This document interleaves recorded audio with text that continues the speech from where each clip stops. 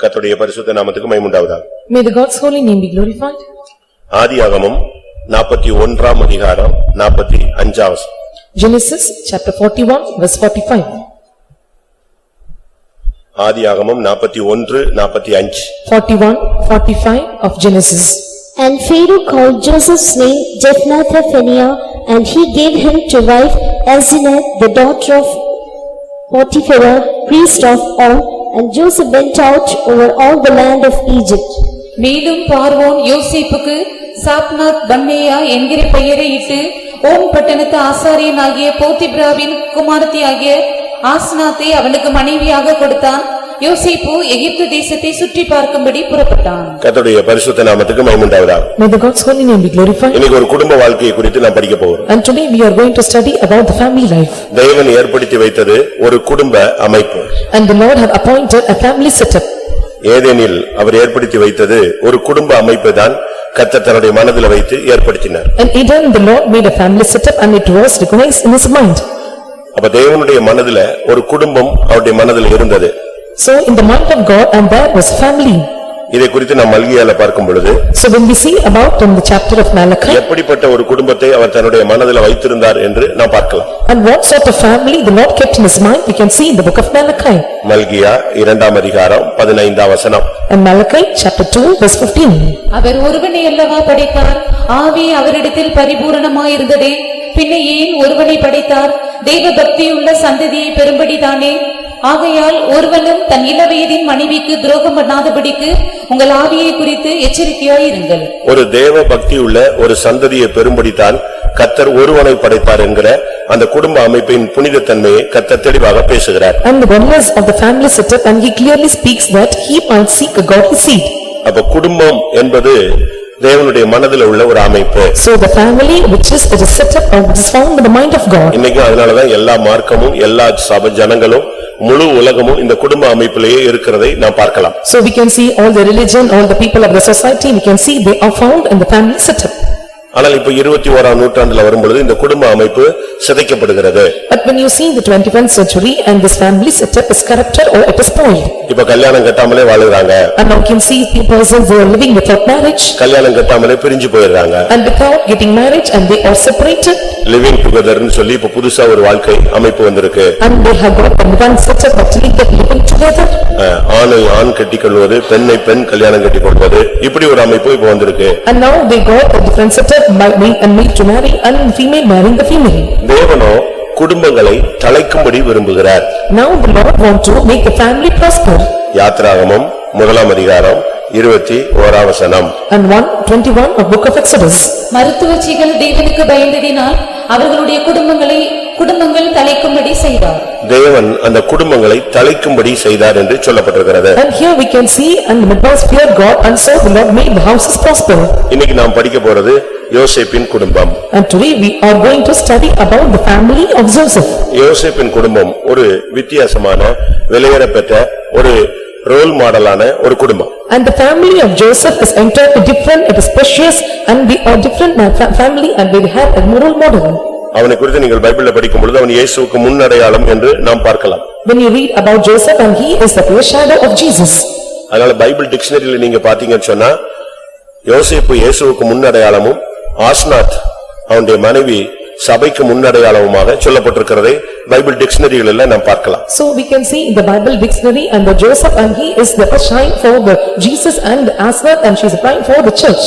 எப்படி யோசேப்பு எகிப்து பட்டணத்துக்கு போனானோ அதுபோல இந்த சபிக்கப்பட்ட உலகத்திற்கு பரலோகத்தை விட்டு இயேசு வந்தார். And how Joseph went to the country of Egypt and the heavenly father the heavenly Jesus also came to this cursed earth.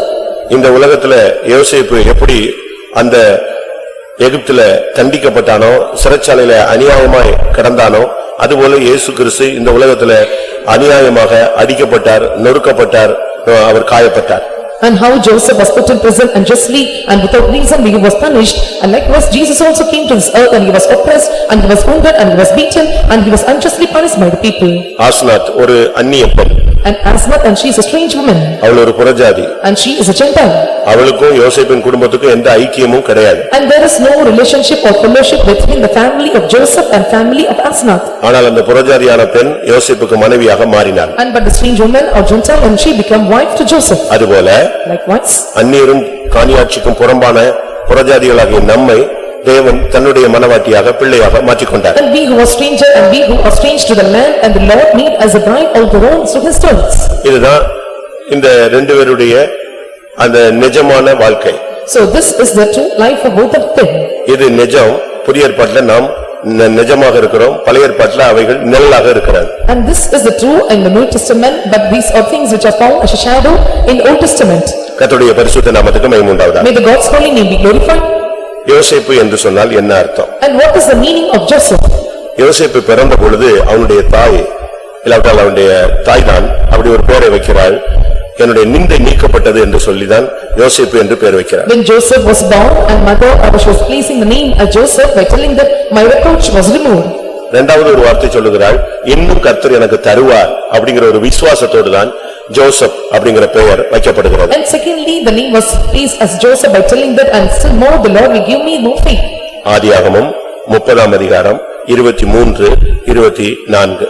30, 23 and 24 of Genesis.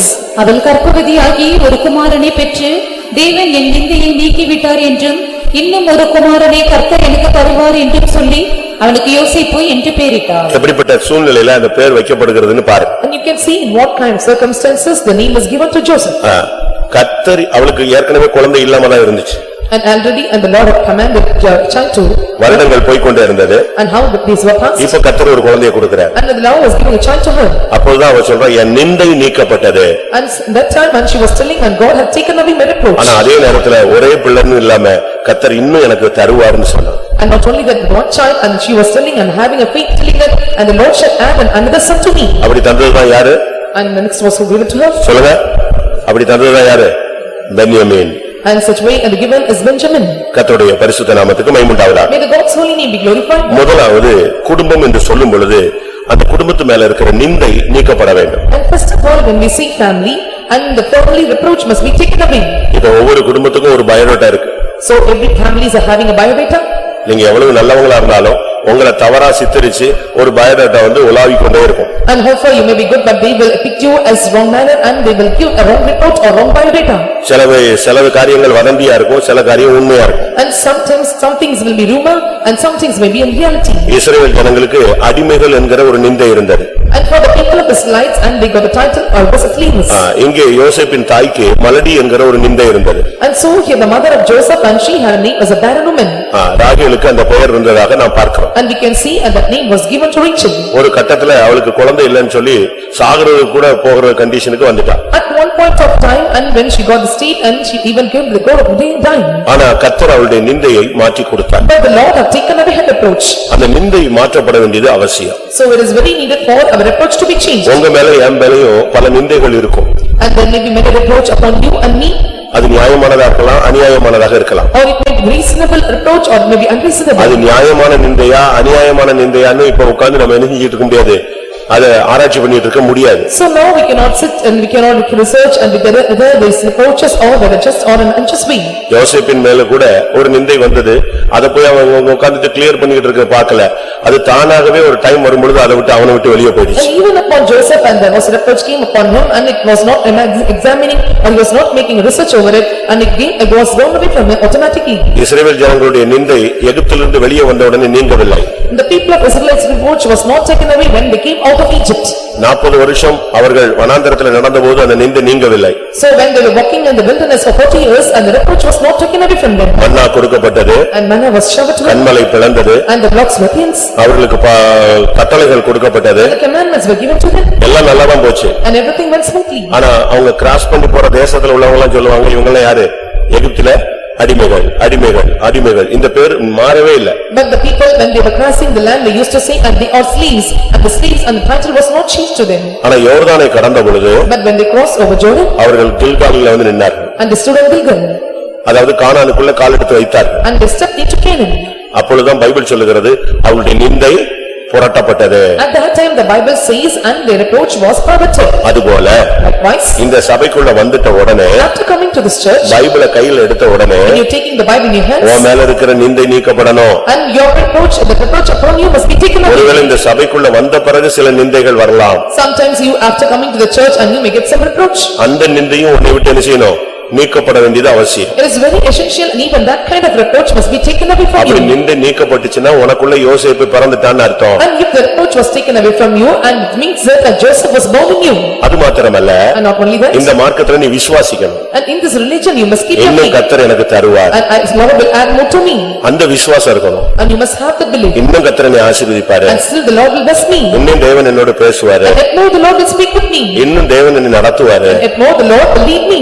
என்னை அழைத்த ஒரு உண்மை அல்லவா. And the Lord will call me is faithful. என்னை அந்நாள் வரை காத்துக்கொள்ள ஒரு வல்லவர். And he is well able to keep me till the end. அதனாலதான் ஒரு மனுஷன் சொல்றான், And so the man says, நான் விசுவாசியாது இருந்தால் கெட்டு போயிருப்பேன். so if I was not believed, I would have corrupted. அதனால உங்க வாயிலிருந்து விசுவாசத்தை நீங்க பிராக்டிஸ் பண்ணுங்க. So you have to confess the words of faith and you have to practice such words in your mouth. சுகமாயிடும், And it will be healed விடுதலை கிடைச்சிரும், and I will get deliverance. கர்த்தர் என்னை And ஆசீர்வதிப்பாரு. the Lord shall bless me. இப்படியே நீங்க விசுவாசத்தை நீங்க ஒவ்வொரு நாளும் அறிக்கையிடணும். So every day you have to confess your faith in such manner. பழைய ஏற்பாட்டு காலத்து பரிசுத்தவான்களை குறித்து எபிரேயர்ல படிக்கும் பொழுது அவர்கள் நம்பி அணைத்துக் கொண்டு விசுவாசத்துல அறிக்கையிட்டு அவர்கள் போனார்கள். So you can see in the Hebrews about the Old Testament saints and they trusted upon God and they set their faith upon God, they believed him and with confessing words and they pressed forward. ஒரு குழந்தை செத்தே போயிடுச்சு. And one child was dead. ஆனா செத்து போனது தீர்க்கதரிசிக்கு தெரியாது. But the prophet did not know the child died. ஆனா குழந்தை செத்து போச்சுங்கிறது தாய்க்கு தெரியும். But the mother know that and the child died. But தீர்க்கதரிசி அந்த தாய்கிட்ட கேக்குறான், But the prophet asking to the mother, அந்த பிள்ளை சுகமா இருக்கானான்னு கேக்குறான். and is the child well? அந்த தாய் என்ன சொன்னா? And what did she answer? சொல்லுங்க. செத்து போன குழந்தையை கொண்டு போய் மாடியில தீர்க்கதரிசியினுடைய கட்டில படுக்க வச்சுட்டு வந்திருக்கிறா. அழுது புலம்பி கழுத மேல சேனை வச்சு பாய்ந்து வந்து கால்ல விழுந்து காலை கட்டி பிடிச்சிட்டு அழுகிறா. ஆனா கேட்கும்போது சொன்ன வார்த்தை என்ன? And she was tightly holding on the feet of the prophet by placing the child upon the upper chamber. And what she was telling when he was entered in. அவ வாயிலிருந்து வந்த வார்த்தை என்ன? And what was the word that came out of her mouth? பர்టిక్యులரா கேக்குறான், அந்த குழந்தை சேமந்தானா? And particularly and he was asking whether is the child well? அதுக்கு அவ என்ன சொன்னா? And what she answered? சேமந்தான். And yes, he is well. எத்தனை பேருக்கு அப்படி சொல்ல முடியும்? And how many can answer like this? ரெண்டு ராஜாக்கள்ல நீங்க பாருங்க. When you read in the book of 2 Kings. 4:26. 4ஆம் அதிகாரம் 26ஆம் வசனம். நீ அவளுக்கு எதிர்கொண்டு ஓடி, நீ சுகமாய் இருக்கிறாயா? உன் புருஷன் சுகமாய் இருக்கிறானா? அந்த பிள்ளை சுகமாய் இருக்கிறதா என்று அவளிடத்தில் கேள் என்றான். அவள் சுகம்தான் என்று சொல்லி. எப்படி சொன்னா? நீங்க சொல்லுவீங்களா? யாராவது சொல்லுவீங்களா? How she answered? சொல்லுங்க. அவ சொல்றா சுகம்தான். And she answered, it is well. அந்த பிள்ளை சுகம் கிடைச்சதா இல்லையா? And whether the child got healing or not? சொல்லுங்க. சுகம் கிடைச்சிருச்சு. And she got healing. ஓ வாயிலிருந்து அப்படிப்பட்ட வார்த்தைகளை தான் கர்த்தர் எதிர்பார்க்கிறார். And the Lord is expecting and such words from your mouth. மரணமும் ஜீவனும் நாவின் அதிகாரத்தில் இருக்கிறார். And life and death is found in the power of the tongue. எனக்கு அந்த பிள்ளையை கர்த்தர் தருவாரு. The Lord will give me back the child. சுகமாக்கி தருவாரு. And the Lord will heal the child. நல்லா தருவாரு. And he will give in a better way. இப்படித்தான் நாம் வாயிலிருந்து அறிக்கையிட்டுக்கிட்டே இருக்கணும். So this is how we have to confess in your mouth. கர்த்தர் சுகமாக்கிடுவாரு. And the Lord will heal her. பிசாசை துரத்திடுவாரு. And the Lord will take away. அந்த வல்லமை அழிச்சிடுவாரு. And the Lord will destroy those powers. என்னைய வெட்கப்படுத்த விட மாட்டாரு. And the Lord will not put me in shame. இப்படிதான் நீங்க confuse பண்ணிக்கிட்டே இருக்கணும். And this is how you have to make your confessions. Daily உங்களுடைய விசுவாசத்தை நீங்க என்ன செய்யணும்? அறிக்கையிடணும். Every day you have to confess your mouth. விசுவாசம் கேள்வியினால் வரும். And faith from hearing. ரட்சிப்பு உண்டாக வாயினால் அறிக்கை பண்ணப்படும். And for salvation you have to confess through your mouth. வாயிலிருந்து வர்ற வார்த்தையை தேவன் அப்படியே கேட்ச் பண்ணிக்கிட்டே இருப்பார். The words that proceed out of your mouth, the Lord catch over your words. அதே போல வாயிலிருந்து வருகிற வார்த்தையை பிசாசு கேட்ச் பண்ணிக்கிட்டே இருப்பான். Likewise the devil also will catch your words that proceed out of your mouth. என்ன கேட்ச் பண்ணுவான்? And what he will catch? இப்ப நீங்க நான் செத்து போறேன்னு சொன்னீங்கன்னா அதுக்கு ஏத்த மாதிரியே சூழ்நிலை கொண்டு வருவான். Now if you say that I will die and he will take the situations or will bring the situations accordingly. ஒரு ஊழியக்காரங்க நான் ஊழியத்தை விட்டு போறேன்னு சொல்லிட்டாங்கன்னா அதுக்கு பிறகு அவங்க போற வரைக்கும் அவன் சூட்கேஸ் தூக்கிட்டு வெளியே போற வரைக்கும் அந்த ஆவி விடவே விடாது. If the servant of God confesses that I want to go away from the ministry until he take the suitcase and go out of the gate and he'll never leave him. அதுபோல நான் செத்து போறேன் அப்படி நீங்க சொல்லி பாருங்க அந்த spirit உன்னை விட்டு போகவே போகாது உன்னை சாகடிக்கிற வரைக்கும் உன் கூடவே வரும். And you say that and I am going to die and the spirit will not leave you until you are dead and it will follow after you. நான் உன் கூட எல்லாம் வாழ முடியாது அப்படினு சொல்லி பாருங்க அதுக்கு பிறகு நீ வாழவே மாட்ட வாழ விட மாட்டாங்க போராடுவான். And make a sentence by telling that I will not leave after you hereafter and you will never make you to live with her forever. இல்ல No. மரணமே ஆனாலும் நம்ம பிரிக்க முடியாதுன்னு ரூத் மாதிரி நீ அறிக்கையிட்டேனா கடைசி வரைக்கும் நீ பிரிய மாட்ட. If you confess like Ruth and even to death will not separate us until you are dead and you will never be separated. அதுதான் கிறிஸ்தவ வாழ்க்கையினுடைய ஒரு அஸ்திபாரம். And that is the foundation of the Christian life. இங்க இந்த யோசேப்புக்கு எகிப்தில அவனுக்கு ஒரு நல்ல ஸ்தானம் கிடைக்கிறது. And here Joseph he was getting a good position in Egypt. ஸ்தானம் கிடைச்சது பிரச்சனை இல்ல. It's not matter that he got a position. ஸ்தானம் கிடைச்ச உடனே நேம ஞானசானம் கொடுத்த மாதிரி பார்வோன் டப்புன்னு மாத்திட்டாங்க. And after getting the position and like was given that water baptism and the Pharaoh changed his name. என்ன பேர் வச்சா? And what name was given to him? நம்ம எப்படி ஞானசானத்துல பேர் வைக்கிறோமோ அதே மாதிரி புறஜாதிகளும் இப்படி மாத்திர அதாவது தானியேலுடைய காலத்துல பாத்தீங்கன்னா தானியேல் சாத்ராக் மேஷாக் ஆபேத்நேகோ எல்லாம் தானியேல் மட்டும்தான் பழைய பேரு. சாத்ராக் மேஷாக் ஆபேத்நேகோ ஒரிஜினல் பேர் கிடையாது. அவங்க பழைய பேர் என்னது? அனனியா அசரியா மிஷாவேல் இதுதான் அவங்களுடைய பழைய பேர். And Hananiah and Ashariah and Misael that's the whole name of them. ஆனா அவங்களும் இப்படி ஒரு சிஸ்டம் வச்சிருந்தான். But they had a system like this. தங்களோடு வந்து சேர்ந்துட்டா உடனே நேம் சேஞ்ச் பண்றது. So if they join with them and immediately and they will change their name. இப்போ என்ன பேர் வச்சாங்க தெரியுமா இவனுக்கு? So now what name was given to him? சொல்லுங்க. சாப்நாத் பெனாயா. And Sapnath Paneah. சாப்நாத் பெனாயானா உலக ரட்சகன் அர்த்தம். And Sapnath Paneah and he is a world savior. எப்படிப்பட்ட பேர் வச்சிருக்கான் பாருங்க. And see what name was given to him. எப்படி? சாப்நாத் பெனாயானா என்ன அர்த்தம்? ரட்சிக்கிறவன். And Sapnath Paneah means he is the one who saves others. அதாவது எகிப்து ஒரு பெரிய அழிவை சந்திக்க போகிறது. அதிலிருந்து எகிப்துங்கிறது அப்போ அதுதான் உலகத்துல பெரிய ஒரு ராஜ்யம். ஆனபடினால அவன் ஒரு அழகான பேர் வச்சான். முழு உலகத்தை ரட்சிக்க கூடியவன் சொல்லி உலக Ratchagan சாப்நாத் Benaiah. Egypt is going to face a great destruction and so make them people out of the destruction to save the people and so he gave a better name called as Sapnath Paneah. நாம ஒரு ரட்சகர். So we must be a savior.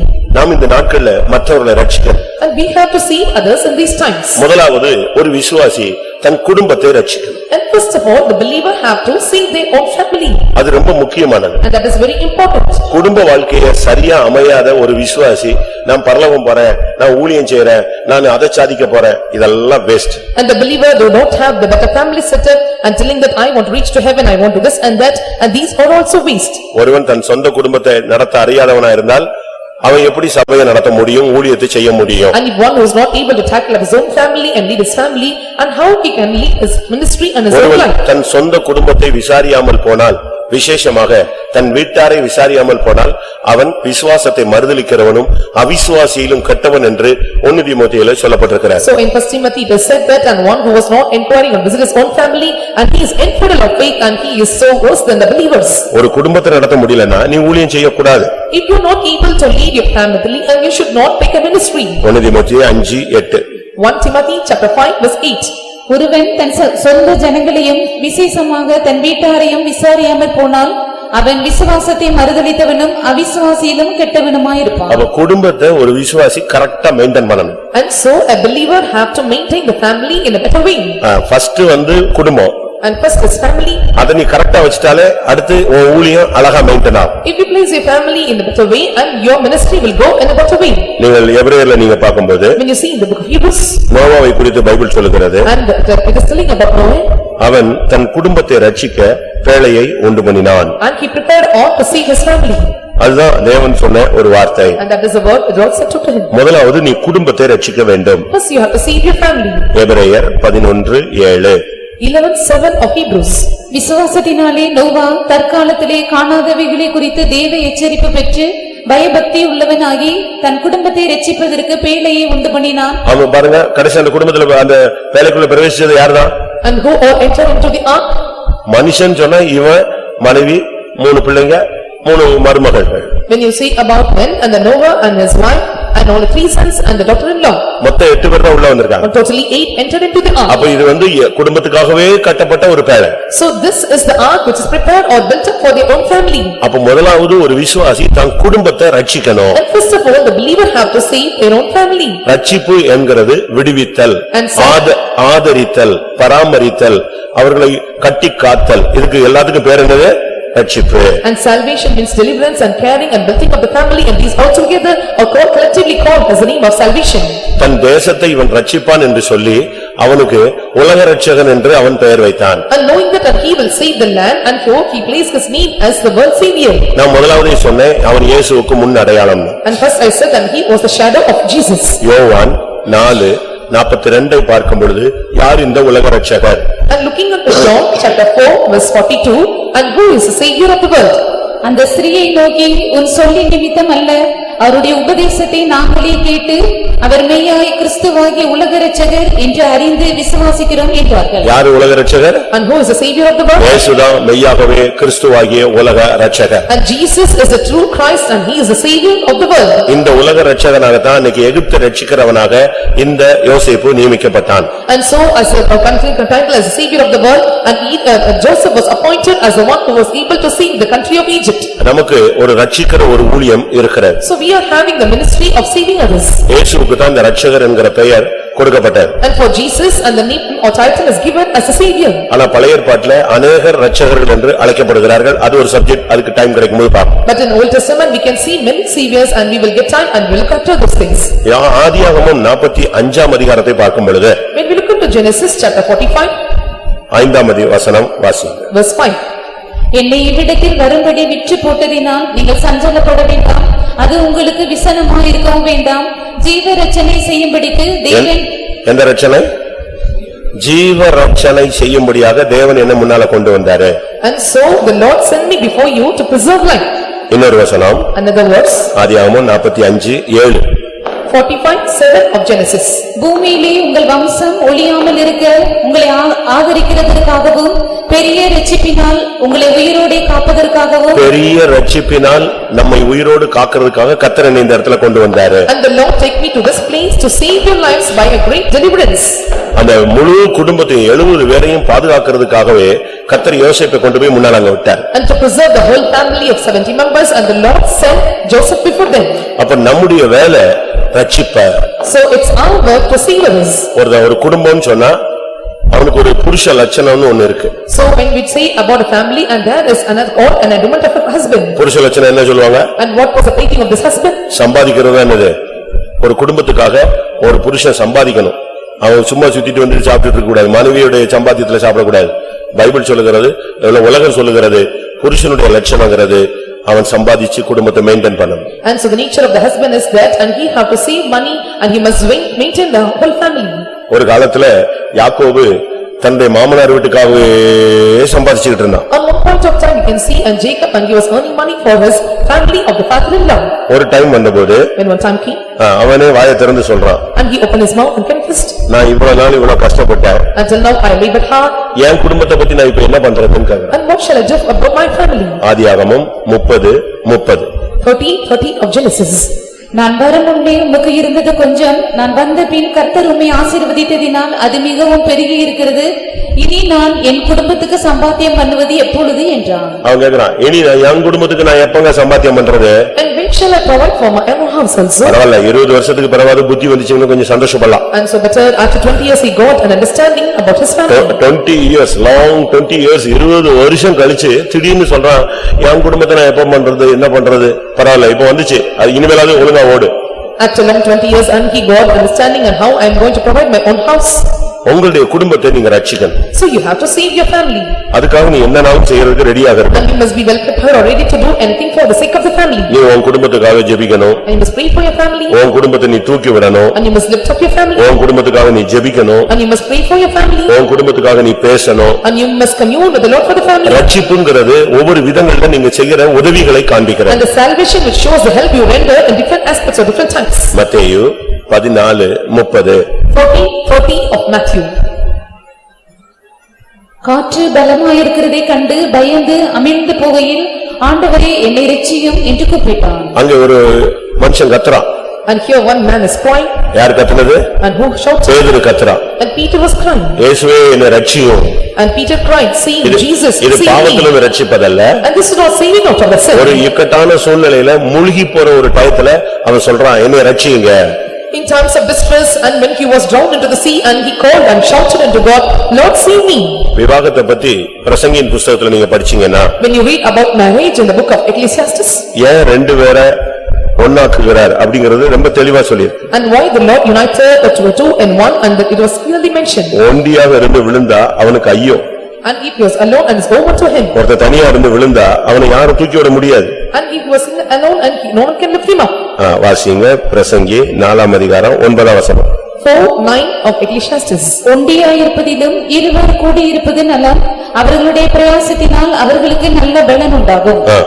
ஒருவன் விழுந்தால் அவன் உடனாளி அவனை தூக்கி விடுவான், ஒண்டியாயிருந்து விழுகிறவனுக்கு ஐயோ, அவனை தூக்கி விட துணை இல்லையே. எவ்வளவு தெளிவா இருக்கு பாத்தீங்களா? See how clear it is.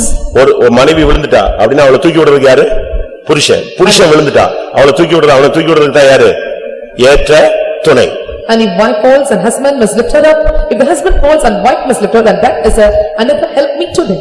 புருஷன் சோர்ந்து போயிட்டானா மனைவி உற்சாகப்படுத்தணும். If the husband faints and the wife must give her cheerfulness. மனைவி சோர்ந்து போயிட்டானா புருஷன் உற்சாகப்படுத்தணும். If the wife faints and the husband must encourage her. ஒருத்தருக்கு ஒருத்தர் பலசாலிகளாக நிக்கணும். So each other and they must strive as a strong person. இதுக்கு ஒரு அடையாளமாக as a sign to it. யோவாபையும் அவன் தம்பியையும் பார்க்கலாம். And we can see about Joab and his brother. ரெண்டு பேரும் யுத்தகளத்துல போய் நிப்பாங்க. And they used to stand in the battlefield. ரெண்டு சைடு யுத்தம் நிக்கும். And they on either side and they were standing on the battle. யோவாபுக்கு என்ன பண்ணனும்னு தெரியாது. And but Joab no know what to do. ரெண்டு சைடு ரெண்டு விதமான சேனை நின்னுட்டு போராட்டத்துக்கு வந்து நிக்குது. On either side the two different types of hosts were standing and they were backing and struggling against them. அப்ப யோவாப் சொல்லுவான். And the Joab is to see. தம்பி நீ அத அடி. And your brother you go and beat them. நான் இவனை அடிக்கிறேன். And I will beat him. ரெண்டு பேரும் மோதுவோம். And we two will dash each other. ஒருவேளை என் கை தளர்ந்துருச்சுன்னா நீ எங்க வா? எனக்கு சப்போர்ட்டுக்கு வந்துரு. When my hands wax faint and you must come and support. ஒருவேளை உன் கை தளர்ந்துச்சுன்னா நான் எங்க வருவேன்? உனக்கு வருவேன். And if your hands goes faint and I will come and help you. நீ பயப்படாத. Do not fear. கர்த்தர் நம்மோடு இருப்பார். And the Lord is with us.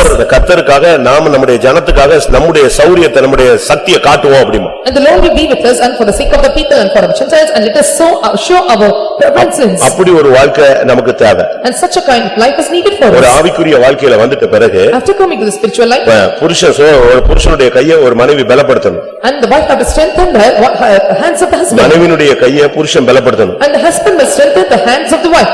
அதை விட்டுட்டு அவரு விழுந்துட்டாரா நல்லது ஜெபிச்சுக்கிட்டே இருந்தேன் கர்த்தர் தான் இப்பதான் கேட்டிருக்காரு அப்படி. So if he was fallen and you should not say I was keeping praying for him and he was fallen and you should not rejoice over him. அப்படி ஒரு சூழ்நிலைக்கு நம்ம தள்ளப்படக்கூடாது. And you should not be constant to such situations. 2 Samuel 10ஆம் அதிகாரத்தை பார்க்கும் பொழுது when we look into 2 Samuel chapter 10 11ஆம் வசனம் வாசிங்க. verse 11.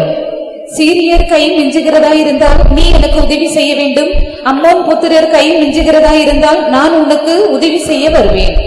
தைரியமாயிரு, நம்முடைய ஜனத்திற்காகவும் நம்முடைய தேவனுடைய பட்டணங்களுக்காகவும் சௌரியத்தை காட்டுவோம். எப்படி அண்ணன் தம்பி எப்படி நிக்கிறான் பாருங்க. And see how the elder brother and brother they stand together. இப்படி தான் புருஷனும் மனைவி நிக்கணும். So this is how the husband and wife must stand in the family. புருஷன் ஒரு மணி நேரம் ஜெபிச்சிட்டு படுத்துட்டாருன்னா மனைவி அடுத்த ஒரு 1 hour நிக்கணும். If the husband stays and praying for 1 hour and then after the wife must stays and pray for another 1 hour. மனைவி 1 hour ஜெபிச்சிட்டு படுத்துட்டானா புருஷன் அடுத்த 1 hour அவர் நிக்கணும். If the wife was holding on prays for 1 hour and the husband must stand and pray for 1 hour. இப்படி பிரேயர்ல நின்னாதாங்க குடும்பத்தை நீங்க பாதுகாத்து நிலைநிறுத்தி கொண்டு போய் சேர்க்க முடியும். So this is how when you are able to abide in prayers and you are able to preserve your family and lead on your family. அந்த அளவு ஒருத்தர் நம்ம ஜெபத்துல கூட ரட்சிக்க கூடியவளா இருக்கணும். So this is how we have to see each other in our family prayers. இதை குறித்து பார்க்கும் பொழுது When you see about this யாக்கோபு 5:15 அழகாக சொல்லி இருக்கிறது விசுவாசம் உள்ள ஜெபம் பிணியாளியை ரட்சிக்கும். And the prayer of the faith will heal the sick was clearly mentioned in James chapter 5 verse 15. ஒரு முஸ்லிம் ரட்சிக்கப்பட்டான். So one Muslim was saved. ஒரு முஸ்லிம் ரட்சிக்கப்பட்டான். One Muslim was saved. ரட்சிக்கப்பட்டபோது அவன் சொன்ன சாட்சி என்ன தெரியுமா? You know when he was saved and what testimony he gave? நான் ஃபுல்லா தண்ணி அடிச்சிட்டு வந்து படுத்திருப்பேன். So I should drink a lot and I come and sleep. ஆனா என் மனைவி வந்து RC. But my wife is a Roman Catholic. Roman கத்தோலிக்ல உள்ள ஒரு பெண்ணு. And she was one belonged to Roman Catholic. அவ உட்கார்ந்து நைட் எல்லாம் என் தலைமாட்டுல உட்கார்ந்து அழுதுகிட்டே இருப்பா. And And she will sit on near my head and she used to weep throughout the night. காலையில பாத்தீங்கன்னா தலையணை ஃபுல்லா நனைஞ்சு கிடக்கும். So when I wake up in the morning, I can see the pillow is full of it. ஒருவேளை நம்ம குடிச்சிட்டு vomit பண்ணிட்டோமோ நான் யோசிப்பேன். So I used to think that was maybe a drink and I was vomited. ஆனா இவ உட்கார்ந்து அழுததனால நனைஞ்சதுதான் என் தலையணை. And she slept near, was sitting near me and she was crying and that was the thing, it was wet over my pillows. இப்படி யாராவது ஜெபிக்கிறோம்? Are we praying like this? சொல்லுங்க. யாராவது அப்படி புருஷனுக்காக ஜெபிச்ச ஒரு ஆள் யாராவது இருக்கீங்களா? Is there anyone who prayed like this for the husband is found here? ஒருவேளை கல்யாணம் கட்டி ஒரு மாசத்துக்குள்ளனா அப்படி ஜெபம் பண்ணுவீங்க. And for before getting married for 1 month you have prayed like it? ஆனா இப்படி எல்லாம் ஜெபிச்சதனால தான் அவங்க எல்லாம் ரட்சிக்கப்பட்டாங்க. So they prayed like this and so they were saved. ஒருத்தருக்கு ஒருத்தர் ஜெபிக்க வேண்டும். So you have to pray each other for another. 1 Samuel 14ஆம் அதிகாரத்தை பார்க்கும்போது When we look at the first Samuel chapter 14 45ஆம் வசனத்தை பார்க்கும் பொழுது verse 45. யுத்தம் செய்தல் ஒரு ரட்சிப்பு. So a battling and it is a salvation. ஜனங்களோ சவுலை நோக்கி இஸ்ரவேலிலே இந்த பெரிய இரட்சிப்பை செய்த யோனத்தான் கொலை செய்யப்படலாமா? பெரிய ரட்சிப்பை செய்தது யாரு? யோனத்தான். And who did the great salvation? It is Jonathan. யோனத்தானும் அவனுடைய ஆயுததாரியும் போய் ஒரே அடியில சத்துருவை வீழ்த்தினான். And Jonathan and his armor bearer and within a single beat and they have slain the Satan. உன்னுடைய குடும்பத்துக்காக நீ சண்டை போடணும் இல்ல, உன்னுடைய குடும்பத்துக்காக நீ ஜெபத்துல போராடணும்னு சொல்றேன். You don't want to fight for your family but you have to strike hard in your family prayers for the family. உன்னுடைய குடும்பத்துல வியாதிப்பட்டவங்களுக்காக நீ ஜெபத்துல விசுவாசம் உள்ள ஜெபத்துல நீ போராடணும். And you have to struggle or you have to connect over in the faith of they that are sick in your family. நம்முடைய விசுவாசிகள்ல கூட ஒரு சிலருக்கு நல்ல ஸ்தானங்கள் கர்த்தர் கொடுத்திருக்கிறார். Even some of our believers and the Lord have given them good position. ஆனா அதை வச்சு யாருக்கும் உதவி செய்ய மாட்டாங்க. But with that and they will never help on them. அப்படி ஆளுங்களை பாத்திருக்கீங்களா? Have you seen such persons? Bible சொல்லுகிறது நன்மை செய்ய உனக்கு வாய்ப்பு கிடைச்சா நீ என்ன செய்யணும்? ஒருத்தனுக்கு நன்மை செய்யணும். அப்படி இல்லாவிட்டா அது என்னது? பாவமாகும்னு பைபிள் சொல்லுது. And the Bible says that when you get a chance to do goodness to others and you must render help to them, if not and you are committing sin. முழு தேசமும் உபவாசத்துல கிடக்குது. The whole land or whole country is in fasting. But எஸ்தருக்கு இந்த மேட்டரே தெரியாது. But Esther did not know this matter. இப்படி ஒரு ஜீவ பாஸ் ஆயிருக்கு, யூதர்களை கொல்ல போறாங்க, இந்த டயத்துல அழிக்க போறாங்க, இதெல்லாம் ஊரெல்லாம் பிரசித்தி பட்டாச்சு, ஊர்ல எல்லாருக்கும் தெரியும், ஜனங்கள்லாம் அழுகுறான், கண்ணீர் விடுறான், கத்துறான், உபவாசம் போடுறான். ஆனா இவளுக்கு சும்மா அழகா மேக்கப் போட்டு எப்படி வரா? ராஜகுமாரத்தி அப்படியே நடந்து வர்ற அண்ணன் நடந்து வந்துட்டு இருக்கா. And Jehovah was past and Jews are going to be destroyed and the people were shouting, they were lamenting, but she knew nothing matters and she kept like a queen and she was walking around. மொர்தெகாய் அதை பார்த்தான், அடடே இவ ராஜகுமாரத்தின் ஒண்ணு என்ன எங்க போயிட்டா? ஒண்ணுமே தெரியாது போட்டிருக்க, உலகத்துல தெரியும் நடக்கிறதே தெரியாம இருக்கிறாளேன்னு சொல்லிட்டு தான் வஸ்திரத்தெல்லாம் கிழிச்சிட்டு கத்துனாங்க. And Mordecai and he was weeping and he was rent his garments because and she knew nothing about the matters. அப்பதான் அவன் சொல்லிவிட்டான். At that time he informed. ஒருவேளை நீ ராஜகுமாரத்தியா இருக்கிறதுனால தப்பிடுவேன்னு நினைக்காத. And so you may be the queen and you should not think that you will be escaped. உனக்கு கிடைச்ச இந்த மேன்மை ஜனத்தை ரட்சிக்க இருக்கலாம். And this excellency that you go receive and you may pay for the salvation of the people. உனக்கு கிடைத்த மேன்மையை நீ பயன்படுத்துன்னு சொல்றான். And he said that and you have to make use of the excellency which is given to you. ஒரு ஆளுக்கு வேலை வாங்கி கொடுக்க முடியுமா? வேலை வாங்கி கொடு. If you are able to give him a promotional job and you must give that a job. ஆனா இவன் வேலை வாங்கி இவன் ஒழுங்கா செய்வானான்னு இப்ப பயமா இருக்கு நமக்கு. And you may fear that when you are giving a job to him and he may not labor well. இப்ப உள்ள பிரச்சனை என்னன்னா நமக்கு ரெக்கமெண்ட் பண்றதுக்கே பயந்து சாவறான் நம்மால. ஏன்னா இவன் அங்க போனவனே கிங் ஆயிடுவான். The present problem is that and they were fearing to recommend others and because when they go there and they may fail in their job. இப்ப நான் அதிகமா இந்த கல்யாண விஷயத்துல தலையிடாம ஒடுங்க ஆரம்பிச்சிட்டாங்க. So mostly I was not putting heads in the marriage matters and have laid aside of me. ஏன்னா யாரையும் நம்பவே முடியல. Because we are not able to trust anyone. நம்ம பார்க்கும்போது பூனையா இருக்கிறான், அங்க போனவனே வீட்டுல போனவனே யாராயிடுறா? புலியா வர்றான். And when we see him and he was just like a cat, but when he going there and he become a tiger. திருப்பி நம்ம பூனையை கல்யாணம் கட்டி வச்சுட்டா இவன் அங்க எப்படி இருக்கான்? வேட்டையாட ஆரம்பிச்சிடறான். And so when we become a tiger and he go there and he hunts. இப்போ நிலவரம் அப்படித்தான் இருக்கிறது. Now this is the problem at the state. ஆனா அதே நேரத்துல At the same time. தானியேல் அப்படி ஆள் கிடையாது. But Daniel is not like that. தனக்கு சான்ஸ் கிடைச்ச போது அவன் தான் ராஜாட்ட பேசினான். சாத்ராக் மேஷாக் ஆபேத்நேகோவை கொண்டு வாங்கன்னு. அவங்களை கொண்டு வந்து கொலுமண்டத்துல உட்கார வச்சான். So when he get a chance and he speak with the king and with Shadrach, Meshach, Abednego and he made to sit in the prison. நம்மளால முடிஞ்ச ஹெல்ப்பை மத்தவங்களுக்கு செய்யணும். So as far as possible we have to render help to others. அதுதான் நம்முடைய ரட்சிப்பின் ஒரு அழகு. And that is the beauty of our salvation. அதுதான் ரட்சிப்பினுடைய அழகு. And that is the beauty of the salvation. உன்னால முடிஞ்சதை நீ செய். So as far as possible and you have to render your help to கர்த்தருடைய others. பரிசுத்த நாமத்துக்கு மகிமை உண்டாவதாக. May the God's holy name be glorified. இவன் தான் சாப்நாத் Benaiah. And he is Shadrach and Benaiah. அவன் பாருங்க அழகா எகிப்தோட ரவுண்ட் அடிச்சான். நல்ல செழிப்பான நேரம் மொத்தத்தையும் ஸ்டோர் பண்ணிக்கிட்டான். அடுத்து பஞ்சம் ஜனத்தை அவ்வளவு வரையும் ஃபீட் பண்ணான். And he made round around the whole Egypt, and it was a prosperous time, and he stored everything in a storehouse, and during the time of famine, he was able to supply to the people. இன்னைக்கு government, இந்த government வரி, எல்லா இடமும் கவர்மெண்டோட சொந்த இடம், இப்படி எல்லாம் கொண்டு வந்தது யாருதான்? இந்த அட்மினிஸ்ட்ரேஷனை கொண்டு வந்தது யாருதான்? யோசேப்பு தான். And who brought the administration by calling as government tax and owning land of the government, and these brought the administration that was brought during the time of Joseph. அந்த ஜனம் பஞ்சத்தின் உச்சத்துல வர வர அவ்வளவு லேண்ட் வாங்கிட்டாங்க, மொத்தமா வாங்கிட்டான். When the people come to the sublime of this famine, and all the people they come together at this house. இப்ப ஜனங்களுக்கு என்ன கிடையாது? பேர் இருக்கு, சொந்தத்துல ஒண்ணுமே கிடையாது, எல்லாம் government. So now the people they don't have anything on their own land, and everything belong to the government. திருப்பி இடத்தை கொடுத்தான். And he gave the land to them. அது 5:1 யாரு? இப்ப நம்ம 10:1 தசம பாகத்துக்கு பாபான்னு பாக்குறான். ஆனா அவன் யோசேப்பு வச்சிருந்தது எத்தனைது? 5:1. And but Joseph had one of the 5, and he was pleased to Joseph. 5:1 tax வந்துறணும் தான் அவன் வச்சிருந்தான். And he had a scheme but telling that one of the 4. அதனாலதான் எகிப்தினுடைய அட்மினிஸ்ட்ரேஷன் ரொம்ப ஸ்ட்ராங்கா இருந்துச்சு. And so the administration of Egypt was strong. இவன் தான் சாப்நாத் Benaiah. And he is Saphnath Benaiah. இந்த சான்ஸோட சேர்ந்து யாரையும் சேர்த்துக்கிட்டான்? தன்னுடைய ஃபேமிலி, அண்ணன், தம்பி எல்லாத்தையும் மொத்தமா சேர்ந்து மொத்த குடும்பத்தையுமே ரட்சிச்சுட்டான். And with that chance, and he was able to join together the whole family brothers, and he was able to serve the whole family. இவனுக்கு மனைவியாக திடீரென்று ஒரே நாள்ல பிக்ஸ் பண்ணி அதிரடி கல்யாணம் நடந்துச்சு இவனுக்கு. And suddenly the immediate marriage was taken place to him, and they fixed the wife on the same day. முன்ன பின்ன பார்த்தது கிடையாது. And not seen before. கருப்பா சோப்பா நல்லவளா கெட்டவளா அவ யாரு என்னன்னே தெரியாது. And you don't know whether the countenance of the girl, whether it's fair or white, whatever it may be, and she know whether good or evil. ஏன்னா இப்ப அவனுக்கு தாய் தகப்பன் யாரும் பக்கத்துல கிடையாது. Because now the parents were not with her. அண்ணன் தம்பி யாரும் பக்கத்துல கிடையாது. And no the brothers was with him. இவன் ஒரு தனி மரம். And he was a single tree. அப்ப தனியா நின்னுட்டு இருக்கும்போது when he stood alone, பார்வோனே டக்குன்னு பார்த்தான், ஒரு ஆசாரியனை கூப்பிட்டான். And Pharaoh, and he called a priest. உனக்கு ஒரு பொண்ணு இருக்குல்ல? ஆமா. And he said, and you have a daughter. Okay, இவனுக்கு பொண்ணை கொடுத்துருன்னு. And you can give her to him. அவ பேர் தான் யாரு? ஆஸ்நாத். And what is the name of the daughter? Is called as Asnath. அவளுக்கு ஆஸ்நாத் என்று பேர். And the name was given to her as Asnath. அவ ஒரு பூஜாரி, இல்லாவிட்டா ஒரு ஆசாரியனுடைய மகள். And she was a daughter of the priest. அது முதல்ல நீங்க வாசிச்சீங்க. And you have read. Own பட்டணத்து ஆசாரியனாகிய போத்திபிரா என்பவனுடைய மகளாகிய ஆஸ்நாத்தை அவனுக்கு மனைவியாக கொடுத்தான். And he gave him to wife Asnath, the daughter of Potiphar, the priest of On. அவளுக்கு வழிபாடு வேற. And the worship was different to her. அவளுடைய worship வேற. And the worship style is different. அவளுடைய தெய்வம் வேற. And the God is different. ஆனா ஒரே நாள்ல ஒரு திடீர்னு இவனுடைய விருப்பு கேட்கப்படல, அந்த பெண்ணுடைய விருப்பு இப்ப வந்து எவ்வளவோ பார்த்துமே கடைசில போய் சாக்கடையில போய் விழுந்துடுறான் போத்து. On the same day, and he was not asking about his desire, on the same day it was fixed to him, but when he asked today, and he used to fall into the ditch. இப்ப 7 பொருத்தம், 8 பொருத்தம், 13 பொருத்தம், 42 பொருத்தம், இங்கிலீஷ்ல இருக்கிற 26 பொருத்தமும் பாக்குறான். ஆனாலும் கடைசில போய் எங்க விழுது? இந்த பள்ளியை பத்தி சொல்லுவாங்க எல்லாரும். They used to say about the lizard.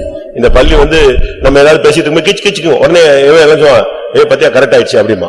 So when the lizard is making a noise, and we used to speak something, and used to say, and it was telling us to it. அதுக்கு தமிழ்நாட்டுல அழகா சொல்லுவான், ஊருக்கெல்லாம் ஜோசியம் சொல்லிட்டு பொத்துன்னு போய் கழனி பாலன போய் விழுந்துருச்சான். So I'm telling all the village, the whole country, and it was fall into the place where the porridge was. அங்க விழுந்த செத்தே போயிராது. And there one was dead. அதே போல likewise ஒரு அந்நியமான ஒரு பெண்ணு எந்த பிரச்சனையும் இல்ல, அழகா கல்யாணம் கட்டி வச்சிட்டான். And the strange woman, and there is no problem to her, and beautifully, and they made a marriage to him. எப்படி அவங்க வாழ்க்கை இனிமையாக போனது? And how their life became sweet to him. இதான் பட்டிமன்றம். And that is the debate. எப்படி ஒரு சம்பந்தமில்லாத ஒரு பெண்ணு, ஜாதியும் கிடையாது, சொந்தமும் கிடையாது, எந்த அழகு அந்தஸ்து ஒண்ணுமே பார்க்கல, ஒரு அந்நிய தேசத்தினுடைய ஒரு ஆசாரியனுடைய ஒரு பெண்ணு டக்குன்னு கல்யாணம் முடிச்சான், எப்படி அந்த வாழ்க்கை இனிமையாக மாற்றப்பட்டது? Not looking into the caste or religion or don't any differences, and suddenly, and they made a marriage to him, and how their life becomes sweet to them. அதுதான் ரொம்ப முக்கியமானது. And that is very important. ஆஸ்நாத் அப்படின்னு சொன்னா என்ன அர்த்தம்? And what is the meaning of Asnath? பிரதிஷ்டை பண்ணப்பட்டவள். And once she was consecrated. இல்லாவிட்டால் அர்ப்பணிக்கப்பட்டவள். And once she was dedicated. அதான் முக்கியம். And that is very important. Nath அப்படின்னா தெய்வம்னு அர்த்தம். Means, and it is God. As அப்படின்னா அர்ப்பணிக்கப்பட்டவள். And as means, and once she was dedicated. Nath நெய்து என்கிற ஒரு தெய்வத்துக்காக அர்ப்பணிக்கப்பட்டவள். And it means, and she was the one who was dedicated for the God Karni. அப்ப கடவுளுக்கு அர்ப்பணிக்கப்பட்டவள் அதனாலதான் அவன் வாழ்க்கை இனிமையா இருந்துச்சு. And what she was dedicated for the sake of the Lord, and so her life was sweet. தன்னுடைய குடும்பத்துக்காக தன்னை அர்ப்பணித்தவள். And she dedicated herself for the family. அதனாலதான் ஊருக்கு முன்னால வச்சு இப்ப நீங்க ஒரு பிரதிஷ்டை பண்றீங்க, யாருக்குமே தெரியாது. ஆனா கல்யாணத்துல மட்டும் பிரதிஷ்டை எப்படி பண்றோம்? கையை பிடிச்சு கொடுத்து மைக்கில் கத்த சொல்லி ஊரெல்லாம் பாக்குற வரைக்கும் நம்ம அந்த பிரதிஷ்டையை சொல்ல வைக்கிறோம். அது ஒரு அர்ப்பணிப்பு. So when you are making a consecration and you make unto your Lord and it's nothing to others, but when you are making a consecration at the time of marriage and because all everyone we are making a consecration and that shows and we are dedicating in front of everyone. நீங்க ஒரு வேலைக்கு போனாலும் அதுல ஒரு அர்ப்பணிப்பு இருந்தாதான் அந்த வேலை நல்லா இருக்கும். So when you go for a job, only when you have a commitment and the job will be better for you. ஒரு பையனை நீங்க படிக்க வைக்கிறீங்க, அந்த பையன் அந்த படிப்புக்காக தன்னை என்ன செய்யணும்? அர்ப்பணிக்கணும். அப்பதான் ஒழுங்கா படிப்பான். இல்லன்னா அவன் பாட்டுக்கு ஊர் சுத்திட்டு இருப்பான், ஒண்ணும் படிக்க மாட்டான். And you are educating a son and he have to commit himself to the subjects and studies and only he can betterly study or else and he may go around and he may spoil his life. அதுபோல ஊழியத்துக்கு வர்றவங்க பிரதிஷ்டை பண்ணப்பட்டவர்கள். Likewise and they that are coming to the ministry and they that are consecration. அந்த பிரதிஷ்டையை காத்துக்கிட்டாதான் அவங்க ஊழியத்துல shine பண்ணுவாங்க. Only when they keep their consecration and they can shine in the ministry. அப்ப கல்யாணம் கட்டும்போது ஒரு புருஷனோ மனைவியோ அந்த குடும்பத்துக்காக தன்னை அர்ப்பணிக்கணும். So when they are making marriage, either husband or wife, they have to commit themselves for the sake of the family matters. இல்லன்னு சொன்னா இப்ப ஒரு செடியை கொண்டு போய் ஒரு இடத்துல நட்டுறோம், அந்த செடி அந்த மண்ணோடு என்ன செய்யணும்? கலந்து அதிலிருந்து சாரத்தை எடுக்கக்கூடிய ஒரு சக்தி வர்ற வரைக்கும் வாடிக்கிட்டே நிக்கும்.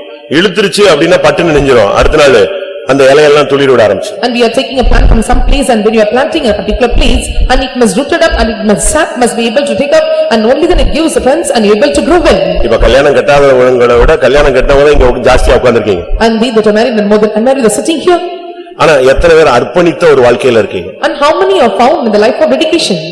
இப்ப மிலிட்டரியில போகும் பொழுது when you go to military அதுக்கு ஒரு அர்ப்பணிப்பு இருக்கு. and there is commitment there. அதனாலதான் அங்க என்ன வந்தாலும் சாகுறாங்க. So whatever comes and they are dying for him. அவன் லீவ் எல்லாம் போட்டுட்டு யுத்த நேரத்துல ஓடிலாம் வர முடியாது.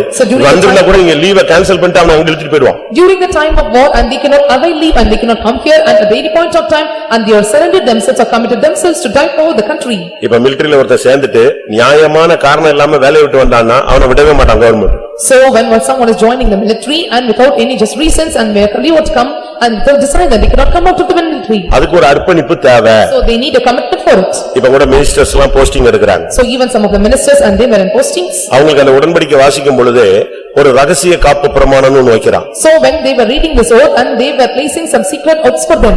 என் நாட்டை விட்டு கொடுக்க மாட்டேன். So I will not leave my country. என் நாட்டை காட்டி கொடுக்க மாட்டேன். So I will not betray my country. அவங்களுக்குள்ளே ஒரு சில காரியங்கள் இருக்கு. அதை மீறும் பொழுது அவனுக்கு அந்த போஸ்டிங் போய்டும். And certain laws are given to them and accordingly and they may lose their postings. அதுபோல நம்முடைய சபையில Likewise in our congregation.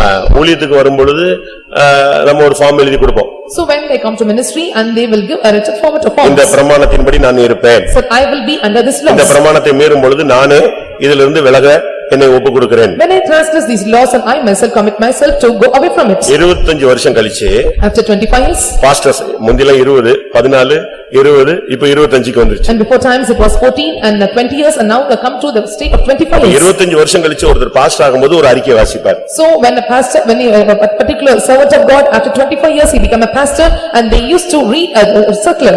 இறைவன் மனிதனாக வந்ததை நான் விசுவாசிக்கிறேன். So I believe that Lord came of the other. எனக்காக மரித்தார் என்று விசுவாசிக்கிறேன். I believe why Lord died. அவர் திரும்ப வருவார்னு I விசுவாசிக்கிறேன். believe he will come again.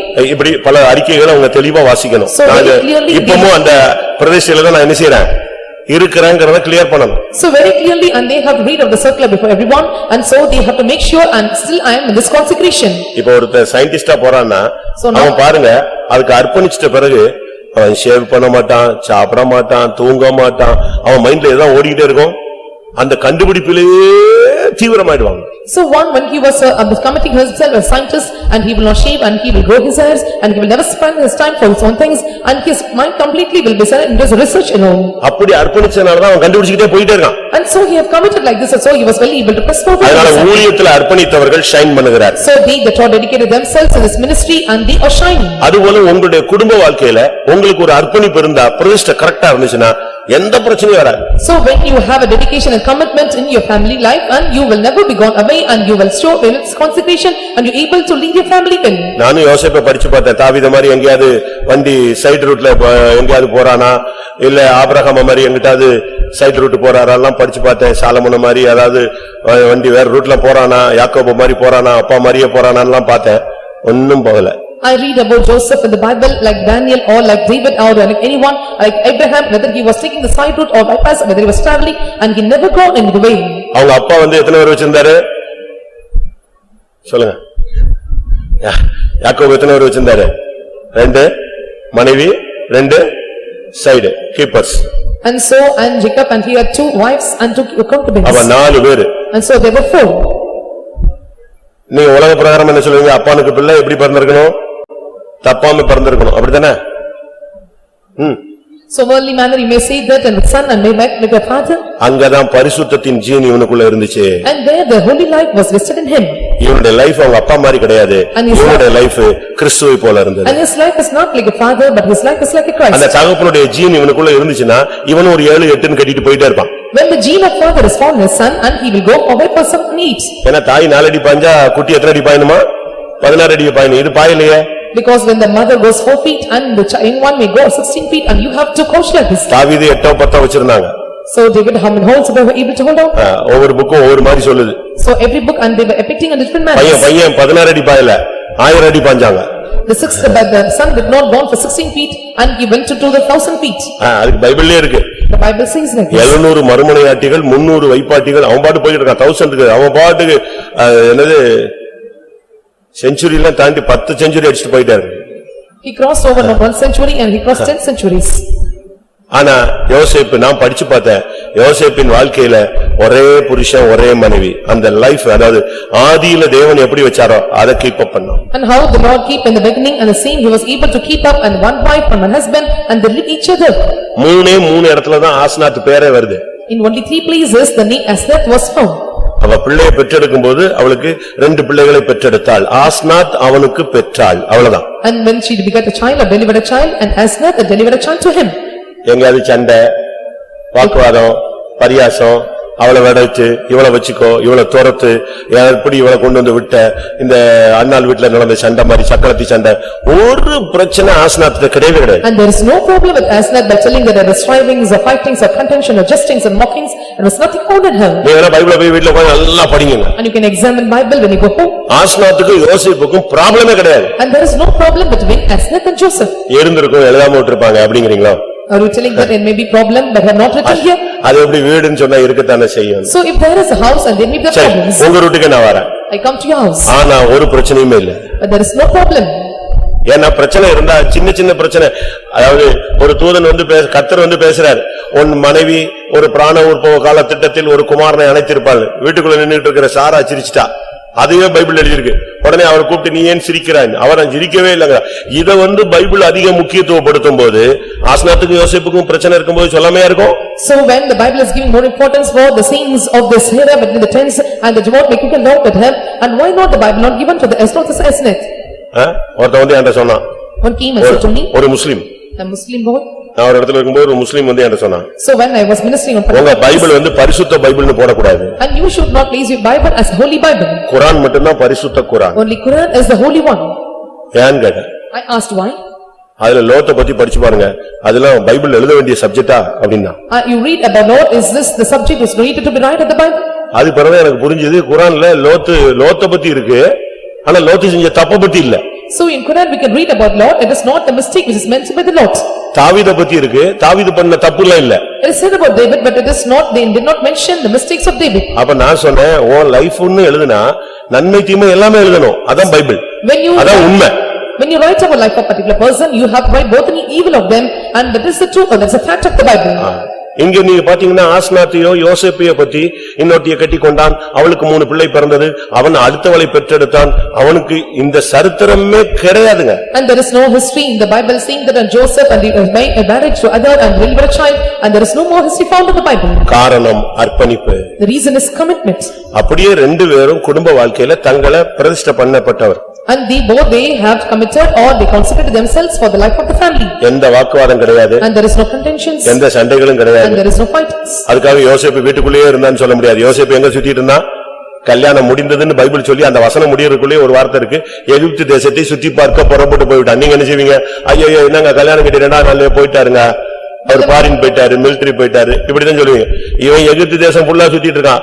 அவ உடனே போனை போட்டு நெட்டை போட்டு இழுத்துக்கிட்டு ஐயோ நீங்க அங்க போயிட்டீங்க, ஒரு பிரச்சனையும் கிடையாது. அப்படி ஒரு அர்ப்பணிப்பு அவளுக்கு வாழ்க்கையில இருந்தது. And such a commitment of them and the family we can see, and the verse says that when they get married they went over all the land of Egypt and he was going around the country and there is no problem between each other. அவள் own பட்டணத்து ஆசாரியனாகிய போத்திபிராவின் மகள். And she was the daughter of the Potiphar priest of On. Own அப்படின்னா சூரியன் அர்த்தம். And On means sun. சூரியனை பணிந்து கொண்டதான ஒரு ஆசாரியனுடைய மகள். And she was the daughter of the priest of the On one who worshipped the sun. அவளுக்கு வித்தியாசமான வழிபாடுகள்லாம் இருந்துச்சு. And there were different worships for her. ஆனா என்னைக்கு சாப்நாத் பென்னாயா என்கிற யோசேப்பை கட்டினாலும் அன்றையோட பழைய வழிபாடு டோட்டலா முடிஞ்சு போச்சு. But when she got married and the Sapnath Benaiah the savior and that time onwards and she have lost or he refrained from the old worships. அவளுக்கு இந்த worship பண்றதுல அதுக்கு பிறகு பிரச்சனையே இல்ல. ஏன்னா புருஷனுடைய பாதையில அவ இறங்கிட்டா. And then after there is no problem of worshipping God because and she was going on the way of her husband. அவளுடைய எல்லாவற்றையும் மாத்திட்டா. And she changed all his time. தன்னுடைய புருஷனுக்காக மொத்தத்தையும் மாத்திட்டா. And for the sake of the husband and she completely changed நீயும் herself. சத்தியத்துக்காக, சபைக்காக, ஊழியத்துக்காக, உபதேசத்துக்காக, இந்த வசனத்துக்காக உன் லைஃப டோட்டலா கிறிஸ்துவுக்காக மாத்தணும். For the sake of the truths and doctrines, for the congregation, for the ministry and for the laws of our church and we have to completely dedicate and we have changed our life. Own என்றால் சூரியன். And On means sun. நம்முடைய சூரியன் யாரு? And who is our sun? மல்கியா 4:2 வசனத்தின்படி 4:2 of Malachi. நீதியின் சூரியன். Son of righteousness. நீதியின் சூரியன் உதிக்கும், அதன் செட்டையின் கீழ் ஆரோக்கியம் இருக்கும், அவர்கள் கொழுத்த கன்றுகளைப் போல வளருவார்கள். And the son of righteousness arise with healing in heavens and he shall go forth and grow up the calves of the star. நீ நீதியின் சூரியனை வணங்கக்கூடியவனாக, ஆராதிக்கக்கூடியவனாக, அந்த செட்டையினுடைய ஆரோக்கியத்திலே நீ மறைந்திருக்க வேண்டும். And you must be able to bow and worship the son of righteousness and you must be able to heal under the sea and the healings of the wings. நீங்க யோசிச்சு பாருங்க, அவள் தன்னுடைய அந்நிய தேசத்து புருஷனோடு அழகா அட்ஜஸ்ட் பண்ணி போனா. And she adjusts very beautifully and with this husband of the strange country. அவளுடைய வாழ்க்கையில அப்படி ஒரு பழக்கம் இருந்துச்சு. And such her practice was with her in her life. ரெண்டு பேர் புத்தியும் வெவ்வேறு. And the understanding of both are different. ரெண்டு பேருடைய பிறப்பு வித்தியாசமான இடங்கள். Both are different or different place. ரெண்டு பேருடைய கல்ச்சர் சுத்தமா வேற. The cultures of both of them are entirely different. இவனுடைய worship வேற, அவளுடைய worship வேற. And the worship of Joseph and the worship of her was different. கல்யாணம் கட்டின அடுத்த செகண்ட் அப்படியே புருஷனுக்காக தன்னை டோட்டலா சேஞ்ச் பண்ணிட்டான். And the next second when he got married with husband and completely or entirely he changed his சரி, life. புருஷனோட adjust பண்ணி போயிட்டா கல்யாணம் கட்டிட்டா வர வழி இல்ல அப்படி நீங்க நினைக்கலாம். And you may think that and she adjusts with husband and with the family life. அடுத்து ஒரு குடும்பமே கும்பல் வந்துச்சுங்க. And nextly the whole family and when the family came unto her. யாரு? மாமியார் வீட்ல இருந்து மாமனாரு, மாமியாரு, நாத்தனாரு, என்ன மச்சாமா எல்லாம் மொத்தமா வந்துட்டாங்க. 70 பேர் வந்து இறங்கி 68 பேர் வந்து இறங்கிட்டான். All the family members and 66 பேர் வந்து இறங்கிட்டாங்க. and altogether 66 and they came unto him. ஒரு பெரிய திடீர்னு கொண்டு வந்து ஒரு கும்பல் இறக்கி விட்டாங்க. கும்பல்ல சாதாரண கும்பல் கிடையாது. ஒருத்தன் கழுதை, ஒருத்தன் சிங்கம், ஒருத்தன் ஓநாய், இப்படி கொண்டு வந்து இறக்கி விட்டாங்க. So it is not like a normal people, one is ass and one is lion and one is whelp and they are different creatures. அப்படிதானே? அப்படிதானே? ஆதியாகமம் 49ஆம் அதிகாரத்துல பாத்தீங்கன்னா When you see in the book of Genesis chapter 49 ஒவ்வொருத்தனும் ஒவ்வொரு character. and everyone and they were different characters. ரூபனை பார்த்தா எங்கயாவது இப்படியே ஒரு பைத்தியக்கார மாதிரி எவளாவது பாத்துக்கிட்டே சுத்திக்கிட்டே இருப்பான். அக்கா, அம்மா, அண்ணன், ஒரு உறவு முறை வித்தியாசமே தெரியாம யார பார்த்தாலும் திருந்திக்கிட்டே இருக்கிறவன் Ruban. And when you look at Reuben and there is no difference for him, either it may be the sister or it may be mother or whoever it may be, and look unto him is able to go on. சிமியோனும் லேவியும் பயங்கர temper பாத்தீங்க, short temper, ஏங்கறதுக்குள்ள அடிச்சு போடுவாங்க. And Simeon and Levite and they were so short temper and when they look unto anyone and they may beat and dash at them. யூதா வந்து சிங்கம். And Judah is a lion. எலும்பில வெளிய வர மாட்டான், படுத்தே தான் கிடப்பான், அவனுக்கு ஒருவே எழுப்பவும் முடியாது. So when he rise and he will never come out of the bed and he used to sleep and lay down. அடுத்து ஒருத்தர் இருக்கிறான். There is another. அவன் எப்பவும் கடற்கரையிலேயே சுத்திட்டு இருப்பான். And he used to sow on the shores. இன்னொருத்தன் கழுதை. And another is called ash. இன்னொருத்தன் சர்ப்பம். And another is serpent. இன்னொருத்தன் ஓநாய். And another is a wolf. இன்னொருத்தன் சாப்பாடு தான் முக்கியம். And another the food is. இன்னொருத்தன் பேசியே கொன்றுவான், பேசிக்கிட்டே இருப்பான். நப்தலி விடுதலை பெற்ற பெண்மான், அவன் பேசிக்கொண்டே இருப்பான், இன்பமான வசனங்களை பேசிக்கிட்டே இருப்பான். 24 மணி நேரம் தூங்கி பேசிட்டு இருக்கிறாள். And that is a hind let loose and he gave good words and he used to come in for 24 hours. இந்த குரூப் எல்லாம் சேர்ந்து இறக்கி அவன் பிள்ளைங்க, அவன் மருமகா, ஒரு பெரிய டீமே கொண்டு வந்து ஒரே நாள்ல வீட்டுல டம்ப் பண்ணிட்டாங்க. So this family all together and with a single day and they came and they dumped over the place. உங்க வீட்டுல இப்படி திடீர்னு வந்தா ஒரு 3 நாள் சமாளிப்பீங்க. And when they come like this in your house and you will adjust with them for 3 days. அதுக்கப்புறம் என்ன செய்வீங்க? Then after what will you do? First நாள் biryani. And the first day biryani. Second நாள் நல்ல ஒயிட் ரைஸ் கொடுப்பீங்க. And secondly you will give or provide. ஒரு 4-5 நாள் ஆயிடுச்சுன்னா ஆட்டோமேட்டிக்கா எங்க வந்துருவீங்க? டிஃபன்ல இருந்து போய் திருப்பி ஹாட் பேக்ல சூடு பண்ணி வச்சது, ஃப்ரிட்ஜ்ல இருந்து சூடு பண்றது, இப்படி கொஞ்சம் கொஞ்சமா வரும். அத பார்த்தவனே அவன் பஸ் டிக்கெட் போட்டுறணும், ட்ரெயின் டிக்கெட் போட்டுறணும். After 4 or 5 days and they will make hot that is refrigerated and then after they have to place the register the bus ticket. Ticket போட்டுட்டானா Gnani. So if he plays a ticket and he is a wise. அதுக்கு பிறகு பழைய சோறு ஏன் இருக்கிறாங்க, என்ன விஷயம், இவங்க என்ன போகலையா, தண்ணி வர மாட்டேங்குது, இவங்க எல்லாம் இருக்காங்களே, இப்படியே வருதுன்னு சொன்னா நீ அதுக்கு மேல இருந்தீங்கன்னா நீ அஞ்ஞானி. So when there was not what is not provided, food is not provided, even you stay there and then you are unwise. Climate மாறும் பொழுது நீ கண்டுபிடிச்சிடணும், அப்பதான் நீ விஞ்ஞானி. So when the climate is changing and then you are a scientist. டக்குன்னு கண்டுபிடிச்சிடணும், ஓஹோ முகம் மாறுது. 20 வருஷம் யாக்கோபுக்கு லாபானுடைய முகம் மாறல, நல்லாதான் இருந்துச்சு. And suddenly when the countenance changed and you have to identify the state and for 20 years and the Laban's face or countenance was not changed. அவன விஞ்ஞானியாச்சே. And he is a scientist. அப்படியே அவன் வெட்டரினரியில சயின்டிஸ்ட் அவன். And he is a scientist in veterinary. ஆடு எப்படி குட்டி போடும், எந்த கலர்ல போட வைக்கணும்னு சொன்னா இன்னைக்கு கூட யாரை கூப்பிடலாம், யாக்கோபை கூப்பிட்டா மொத்த இஸ்ரேல் விஞ்ஞானி எல்லாம் தோத்து போயிடுவாங்க. And all the Israel scientists will defeat before the Laban. 20 வருஷம் நல்லா இருந்துச்சு, திடீர்னு ஒரு நாள் பார்த்தான் மாமனார் முகம் மாறி இருக்கு, மச்சான் முகம் மாறி இருக்குன்னு உடனே அப்படியே பார்த்தான், மனைவிகளை கூப்பிட்டான், உங்க அப்பா முகம் நேத்து முந்த நாள் இருந்த மாதிரி இல்லையே, அப்ப நான் இப்பவுமே கிளம்பிடுறேன்னு. அடுத்த செகண்ட் இவன் விஞ்ஞானியாச்சே, கிளம்பிட்டான், வீட்டை விட்டு ஓடிட்டான். For 20 years and was staying there and countenance was changed. ஆதியாகமம் 31:2 லாபானின் முகத்தை யாக்கோபு பார்த்தபோது அது நேற்று முந்தைய நாள் இருந்தது போல் இராமல் வேறுபட்டிருக்க கண்டான். 5ஆம் வசனம். அவர்களை நோக்கி, உங்கள் தகப்பனுடைய முகம் நேற்று முந்தைய நாள் இருந்தது போல் இருக்கவில்லை என்று எனக்கு தோன்றுகிறது. எப்படி கிளம்பிட்டானா, வண்டி எடுத்துட்டானா, And you have taken this. அடுத்த நாளே பேக்கப் பண்ணா, இனிமே இங்க இருக்க கூடாது, ஒரே ஓட்ட புறப்பட்டு தகப்பன் வீட்டுக்கு ஓடிட்டான். On the next day itself when he departed and he don't want to stay anymore there. ஆனா இந்த 70 பேரும் வித்தியாசமான குணநலங்கள் உள்ளவங்களை மொத்தத்தையும் யோசேப்பு உட்கார்ந்து பராமரிக்க முடியாது. அவன் தேசத்தை ஃபுல்லா சுத்திக்கிட்டு இருக்காங்க 7 வருஷமா. அவனுக்கு 7 வருஷம் பஞ்சம், 7 வருஷம் செழிப்பு, 7 வருஷம் பஞ்சம். இவ்வளவு தீவிரத்துல போய்கிட்டு இருக்கிறா. இப்ப பஞ்ச நேரத்துலதான் யார் வந்திருக்கிறா, பஞ்சம் ஸ்டார்ட் ஆகி உச்சகட்டத்துல வரும்போது யார் வந்திருக்கிறது, இந்த 70 வீட்டுக்குள்ள இறங்கி இருக்கு. There were 7 years of famine and there were 7 years of prosperity at the time when the famine was speaking to the peak level and these all 70 they gathered in the place. அப்ப இந்த 70 வரை இப்ப maintain பண்றது யாரு? Now who is maintaining the 70? சொல்லுங்க. ஆஸ்நாத். It's Asnath. அவதான் உட்கார்ந்து இவன் போயிருவானே, இவன் தான் வண்டியை கிளப்பிட்டா, காலையில ரதம் கிளம்பிருச்சுன்னா இவர் ஒவ்வொரு பண்டக சாலையா போயிட்டு அந்தந்த இடத்துல உட்கார்ந்து இருக்கவனுக்கு இடத்த வாங்கிக்கிட்டு அவங்களுக்கு சாப்பாடு கொடுத்துட்டு சுத்திட்டு நைட்டு தான் வந்து வருவான். 3 நாள் 4 நாள் கழிச்சுதான் எகிப்து முழுசும் சுத்திட்டு வருவான். Full control ஆஸ்நாத்.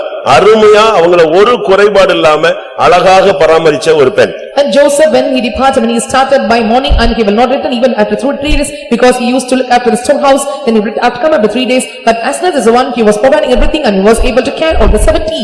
அவள் ஒரு குணசாலியான ஸ்திரீ. And she was a gracious woman. அதுதான் அவளுடைய வாழ்க்கையில அவள் குடும்பத்துக்காக பயப்படவே இல்லை.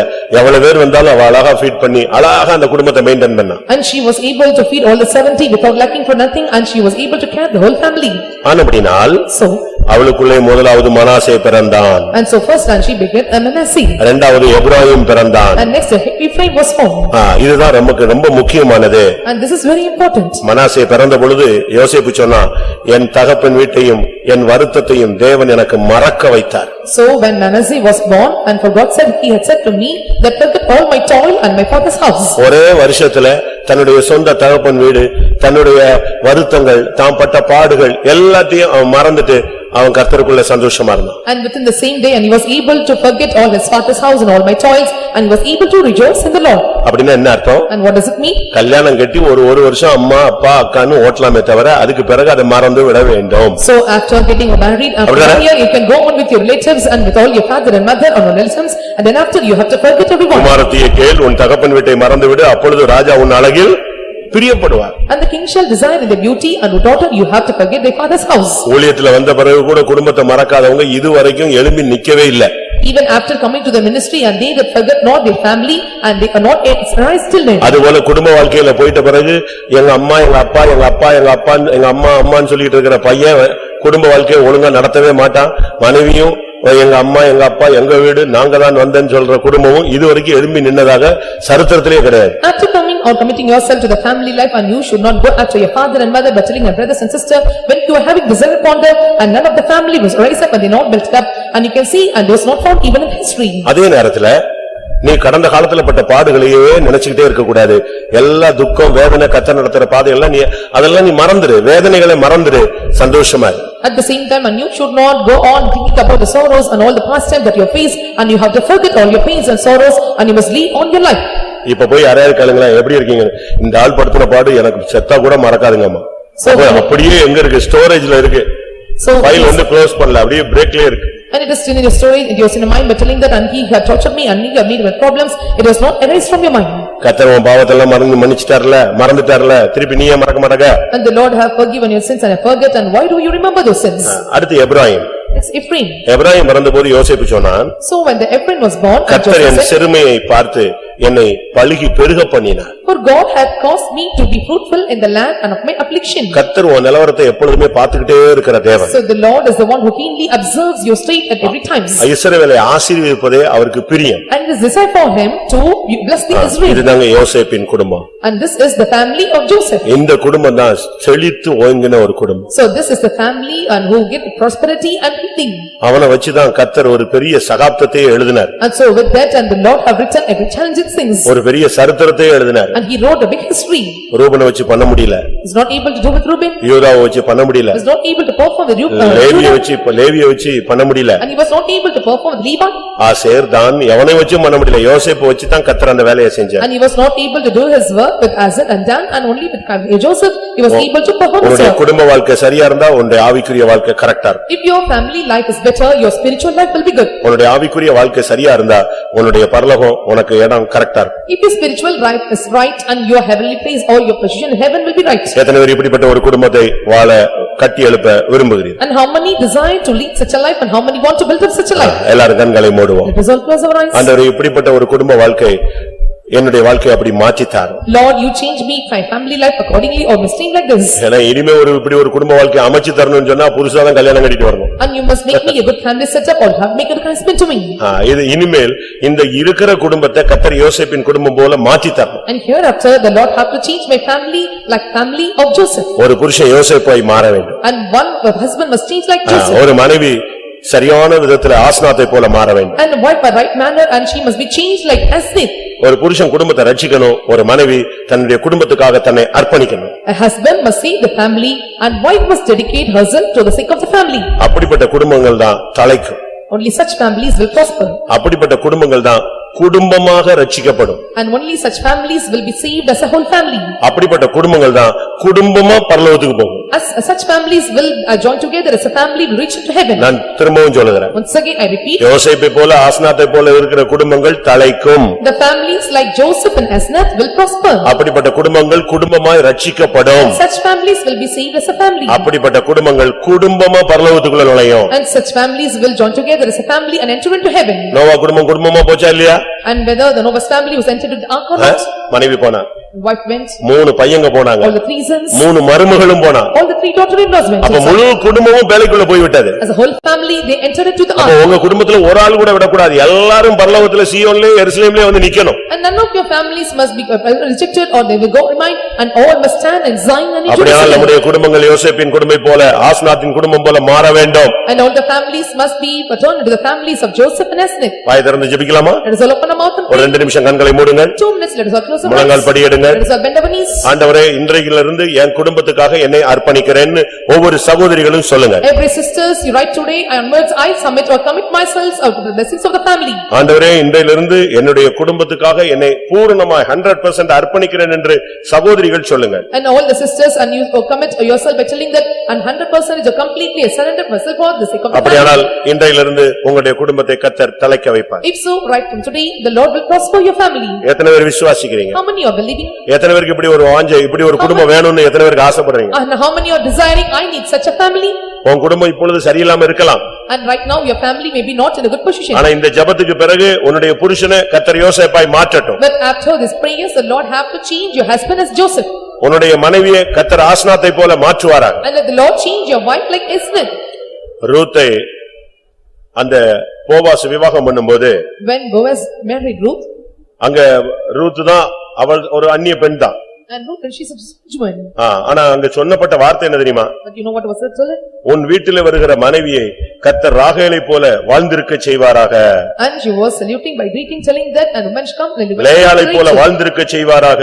And let the Lord prosper like Leah. உன் புருஷன் சாதாரணமான ஆளா இருக்கலாம், அவனை பேர் பெற்றவனாய் கர்த்தர் மாற்றுவாராக. And your husband may be an ordinary person, but the Lord change him as having a good feeling. அப்ப உங்க மனைவியோ உங்க புருஷனோ எந்த நிலவரத்துல இருந்தாலும் இப்படி கர்த்தர் மாற்றுவாராக. Let your husband and family may be in any state, but the Lord change them like the family of Prince. ஒரு நிமிஷம் ஜெபிச்சு பாருங்க. Let us all pray for a minute. ஆண்டவரே, இந்த வசனத்தின்படி என்னை அர்ப்பணிக்கிறேன். Lord, according to his words, I commit myself. இந்த வசனத்தின்படி நான் என் குடும்பத்தை ரட்சிப்பேன். And according to his verses, I will save my family. என் குடும்பத்தை இப்படி மாத்தி தாரும். Lord, change my family in this manner. நீங்க வாயை திறந்து ஒரு நிமிஷம் ஜெபிக்கிறதுக்கு ஒரு பெரிய ஜீவன் உண்டு. When you open your mouth and make a prayer, and there is a great life behind it.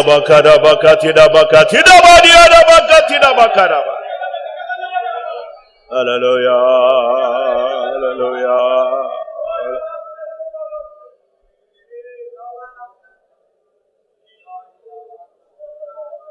Hallelujah.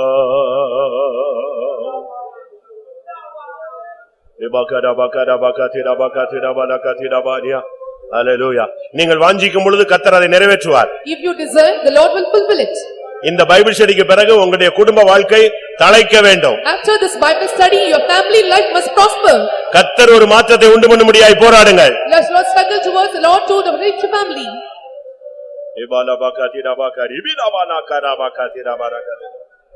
Hallelujah, hallelujah, hallelujah, hallelujah. Amen.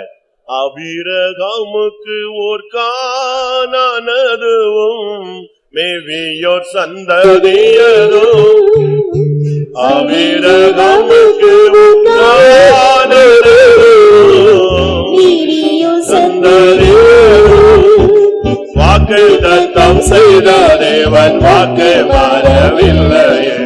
எக்காலமும் உண்மையுள்ள தேவனே. வாக்குத்தத்தம் செய்த தேவன் வாக்கு மாறவில்லையே. எக்காலமும் உண்மையுள்ள தேவனே. ஆபிரகாமுக்கு ஓர் கானானதுவும் மேவியோர் சந்ததியதும். ஆபிரகாமுக்கு ஓர் கானானதுவும் மேவியோர் சந்ததியதும். வாக்குத்தத்தம் செய்த தேவன் வாக்கு மாறவில்லை. எக்காலமும் உண்மையுள்ள தேவனே. வாக்குத்தத்தம் செய்த தேவன் வாக்கு மாறவில்லை. எக்காலமும் உண்மையுள்ள தேவனே. வாக்குத்தத்தம் செய்த தேவன் வாக்கு மாறவில்லை. எக்காலமும் உண்மையுள்ள தேவனே. வாக்குத்தத்தம் செய்த தேவன் வாக்கு மாறவில்லை. எக்காலமும் உண்மையுள்ள தேவனே. வாக்குத்தத்தம் செய்த தேவன் வாக்கு மாறவில்லை. எக்காலமும் உண்மையுள்ள தேவனே.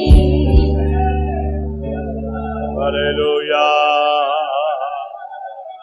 ஆண்டவரே, எங்களுடைய விசுவாசிகள் குடும்பங்கள் தழைக்கட்டும். எங்களுடைய விசுவாசிகள் குடும்பங்கள் ரட்சிக்கப்படட்டும். எங்களுடைய விசுவாசிகள் குடும்பங்கள் முழு குடும்பமாய் மகிமைக்குள்ளே வரட்டும். கர்த்தருடைய சமூகத்துக்காய் ஸ்தோத்திரம் பண்ணுவோம். கர்த்தருடைய வார்த்தைகளுக்காய் ஸ்தோத்திரம் பண்ணுவோம். யோசேப்பின் குடும்பமாக எல்லா குடும்பங்களையும் மாற்றும்படியாய் ஸ்தோத்திரம் பண்ணுவோம். யோசேப்பு ஆஸ்நாத் குடும்பத்தை போல வாழ்கிறவர்களை சேர்க்க இயேசு வருகிறார். அதற்காய் ஸ்தோத்திரம் பண்ணுவோம். அந்த நாளுக்கென்று எல்லாரையும் ஆயத்தப்படுத்த முடியாய் ஸ்தோத்திரம் பண்ணுவோம். நல்ல தகப்பனே, ஆசீர்வதிக்கப்பட்ட நம்முடைய சமூகத்துக்கு அன்னையோடு ஸ்தோத்திரிக்கிறோம். மாலை வேளையிலே உடைய தேவ சமூகத்தில் பாடி மெத்துதித்து மகிமைப்படுத்தி ஆவியினால் அபிஷேகத்தினால் உடைய சமூகத்தை இன்பமாக்கிக் கொள்ள உதவி செய்தீரே. ஆவியானவரை நீர் எங்களோடு பேசின நல்ல ஆலோசனைக்கு அன்னையோடு ஸ்தோத்திரிக்கிறோம். நாங்கள் இந்த தினத்தின் கர்த்தாவை யோசேப்பு குறித்து நாங்கள் படித்த ஆண்டவரை, யோசேப்பு கர்த்தாவை இயேசுவுக்கு அடையாளமாக அவன் இருந்தான் போல ஆண்டவரை கர்த்தாவை இருந்தான். ஆண்டவரை ஆண்டவரே ஆசீர்வாதம் கூட ஆண்டவரை மனவாட்டி சபைக்கு ஒத்து நாங்கள் இந்த மாலவெளியிலே கூட நாங்கள் படித்தோம். ஆண்டவரை யோசிப்புங்க தாவை ஆண்டவரே இந்த ஸ்தோத்திரம். அவனுக்கு ஆண்டவரே அவனுக்கு சாப்நாத் என்னை பேரிட்டான். ஆண்டவரே அவன் கர்த்தாவே ஆசனாத் என்று பெயரிட்ட பொழுது அவன் உலக இரட்சகர் என்று கர்த்தாவன் பெயரிடப்பட்டான் ஆண்டவரே. ஆண்டவர் அதுபோல அவன் உலகத்தை அந்த பார்வோன் தேசத்தின் முழுவதையும் ஆண்டவரை எகிப்து தேசத்தின் முழுவதையும் அவன் ரட்சித்தான் ஆண்டவரே. அதுபோல கர்த்தாவே நாங்கள் இரட்சகர்களா மற்றவங்களுக்கு ஆசீர்வாதமா எங்களை மாற்றும்படியாக வேண்டிக்கொள்கிறோம் கர்த்தாவே. ஆண்டவரே அவனுக்கு ஆசனாத் சாப்பனையா இந்த கர்த்தாவே ஒரு சகோதரியை அவனுக்கு கர்த்தாவே மனைவியா கொடுத்தான் ஆண்டவரே.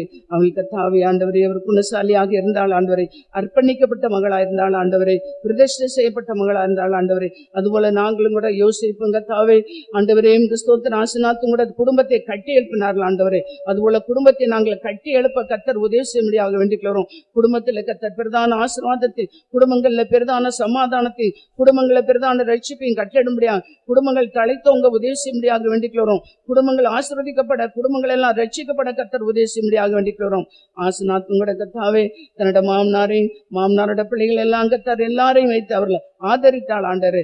அவன் அவர்களுக்கு எல்லாவற்றையும் அவள் செய்து குணசாலியான ஸ்திரியா இருந்தது போல ஆண்டவர் இந்த நாட்கள் எங்கட ஆண்டவர் விசுவாசிலும் கூட குணசாலியான ஸ்திரீகளா மற்றவங்களை கர்த்தாவை ஆதரிக்கிறவளா மற்றவங்களுக்கு பிரயோஜனம் உள்ளவர்களாய் காணப்பட கர்த்தர் உதவி செய்யும்படியாக வேண்டிக் கர்த்தாவே.